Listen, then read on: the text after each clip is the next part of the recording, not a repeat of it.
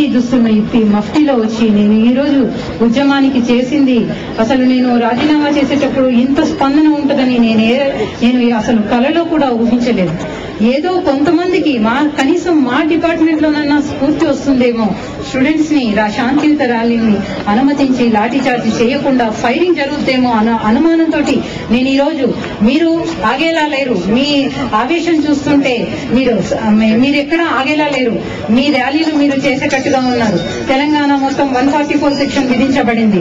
4 కంటే ఎక్కువ గుమిగూడితే లాఠీ చార్జీలు, పరిస్థితి విషమిస్తే ఫైరింగ్ జరిగే అవకాశం ఉంది.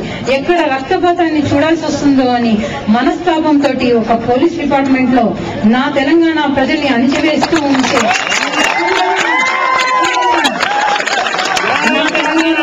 అమాయకులైన విద్యార్థుల్ని అసలు న్యాయాన్ని చట్టాన్ని కాపాడవలసిన బాధ్యతతో ఈ డిపార్ట్మెంట్ లోకి వచ్చాను.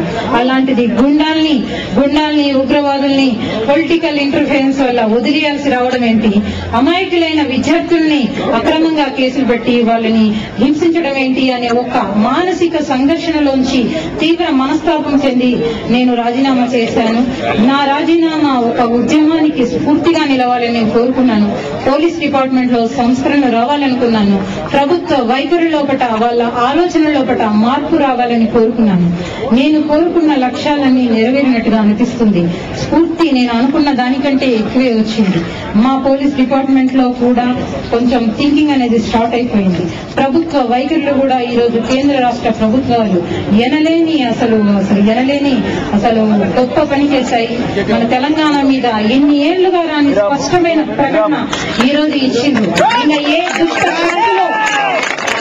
దుష్ట శక్తులు మన తెలంగాణ ప్రత్యేక రాష్ట్ర ఏర్పాటును అడ్డుకోలేవు అనేది ఈ రోజు నిరూపితమైంది. నా లక్ష్యం ఒక రకంగా నెరవేరినట్టు. కాబట్టి నా లక్ష్యం నెరవేరింది. మీరు కూడా నన్ను కోరుకుంటున్నారు ఈ డిపార్ట్మెంట్ లో. నేను కూడా ఎన్నో ఆకాంక్షలతో, ఆశయాలతో ఈ డిపార్ట్మెంట్ లోపల అడుగు పెట్టాను. ఆ రోజునే నా ఆశలు, ఆకాంక్షలు ఈ రోజుకి కూడా ఉన్నాయి. ఈ ఏపీ పోలీస్ సర్వీస్ లో భాగంగా నేను ప్రజలకు సేవ చేయాలనుకుని వచ్చాను.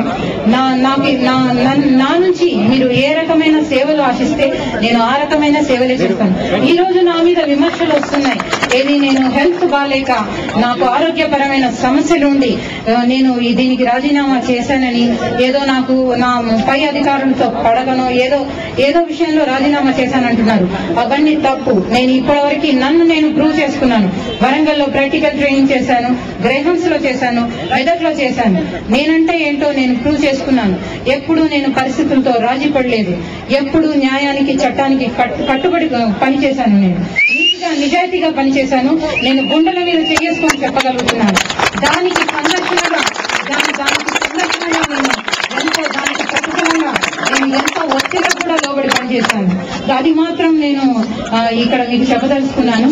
కానీ ఈ రోజు మీ కోరికల మేరకి నేను ఈ డిపార్ట్మెంట్ లో కంటిన్యూ కావాలంటే నేను కోరుకున్న ఉద్యోగం, నేను ఎంచుకున్న రంగం ఇది. కాబట్టి నేను ఇష్టంతో పనిచేయడానికి, కొనసాగడానికి నేను ఆలోచిస్తాను.